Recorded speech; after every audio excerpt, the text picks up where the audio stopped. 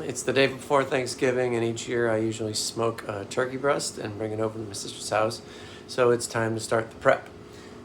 It's pretty simple. I think you pretty much have to brine your turkey if you don't want it to be dry. So you can pick up pretty much any kind of turkey brine, and you boil a gallon of water. You dump the brine in, mix it, and then you have to let that cool so you don't accidentally cook your turkey beforehand. So when this gets to boiling, I'll dump this in until it dissolves. The water is boiling, so it's time to pour in the brine.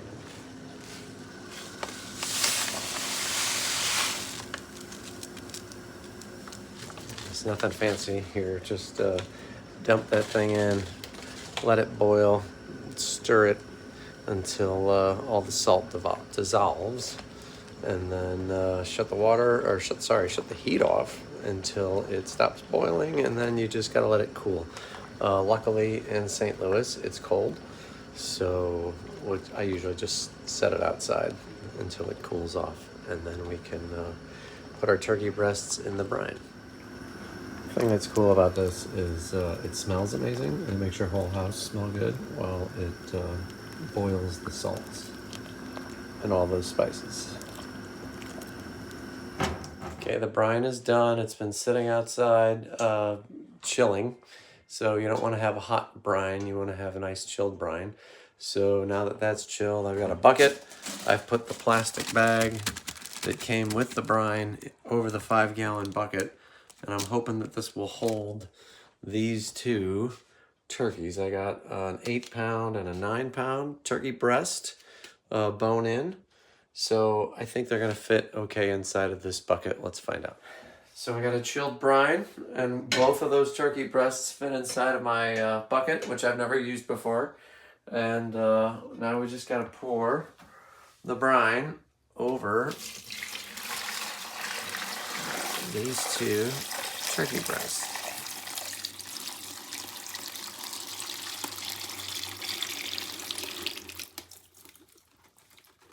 And we'll probably have to make that up with a little bit more water.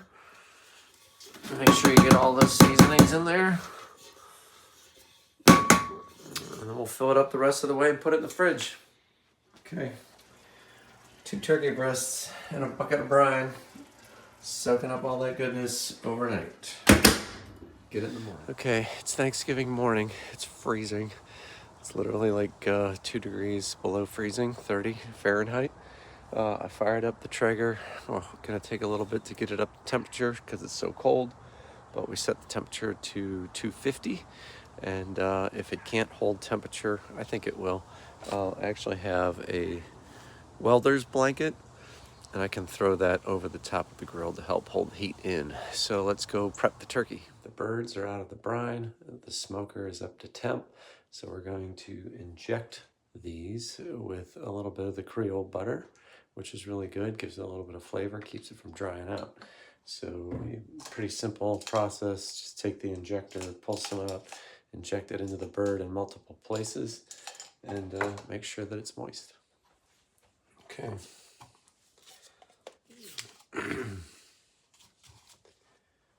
Let's get these things injected.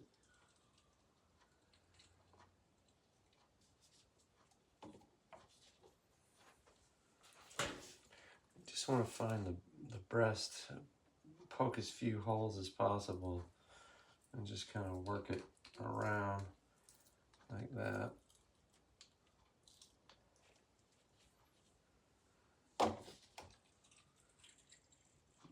I think this one bottle is going to be able to do both of these turkey breasts.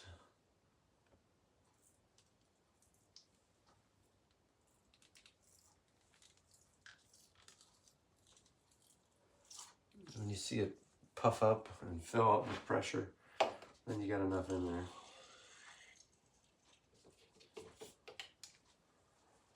You leave the skin on to hold the moisture in. You can do it without skin, but I find it works best when you leave the skin in.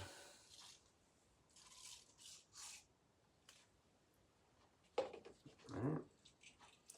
Just keep doing that until you get both of these breasts completely taken care of. And we'll go to the seasoning next.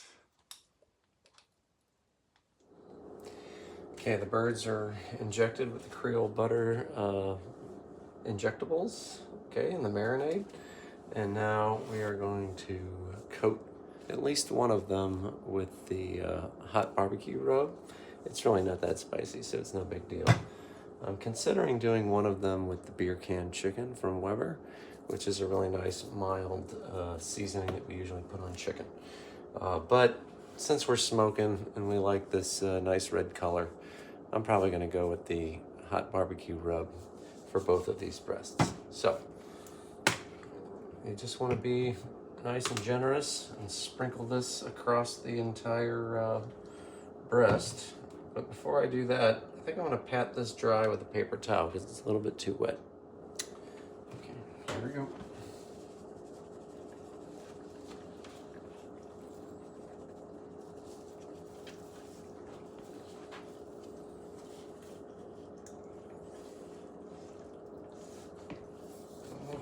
Hard to hold on to.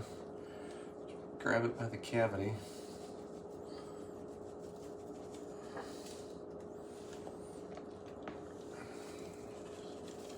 Make sure you get the whole thing.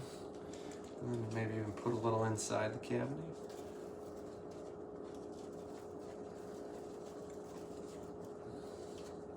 Okay.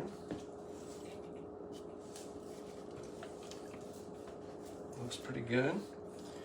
And we'll touch it up when we get it in the smoker. And we're gonna cook them upright, just like they're standing right now. And I'm gonna use my beer can chicken stand to help keep it from tipping over. That way we get the heat up inside the cavity and it cooks a little bit faster. Biggest fear on Thanksgiving is that the meat is not gonna be done in time. So we're gonna be leaving here around 2 o'clock. It's almost 8 o'clock. I'm hoping that those 6 hours is going to be plenty to cook these two birds. But when it's cold outside, you just never know. All right, let's throw these things on the grill. Traeger's up to 254, so that's right where we want it. It's having no problem, even though it's really cold outside. So let's put these birds on. Probably you're gonna want to take this grill off so that my turkeys can stand up inside of there. So let me go get a hot pad. Okay, I got that upper grate off, so I got more room for my turkey. Gloves are always a good idea. This is a hot mess. But they got little beer can chicken stands.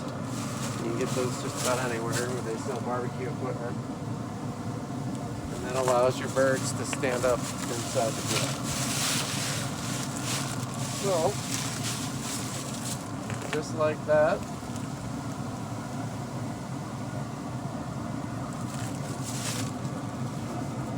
Maybe sprinkle a little extra seasoning just to make sure we get all the coverage we want.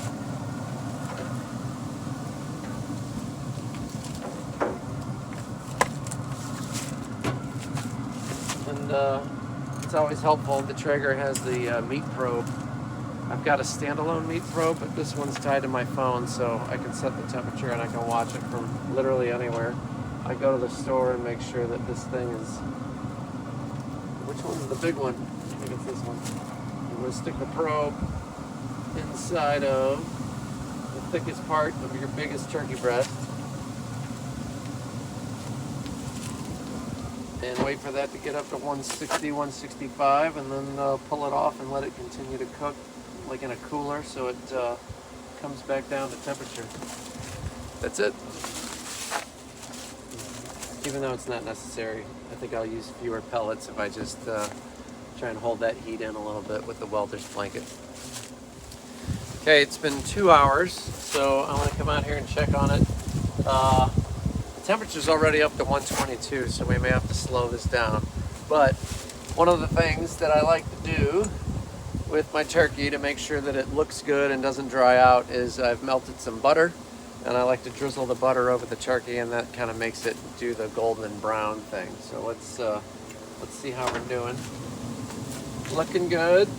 Starting to get some good brown color.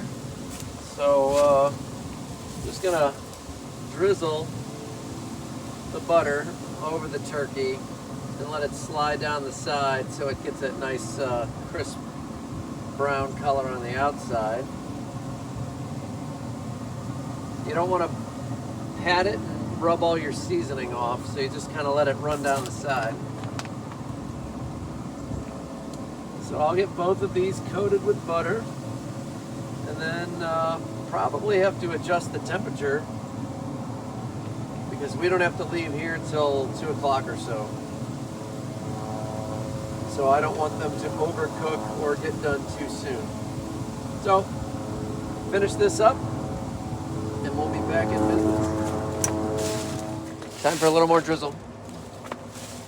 We're at 3 hours.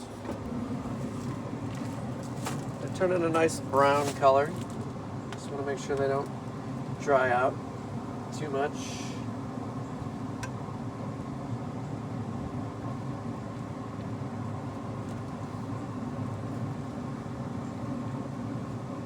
Who doesn't like salted butter? So I turned the temperature down to 225 because I don't want it to finish too quickly, but I also don't want it to dry out. So not sure what to do at this point. We'll probably just let it finish and then put it in a cooler and carve it when we get there. Next time, we'll be taking these bad boys out and see how they do. Okay, it's been over 5 hours. The internal temperature of the turkey is now reading 165 on the Traeger, so it's time to get these things out. They look good. Nice brown color on the outside. Take the probe out, put these things on the pan.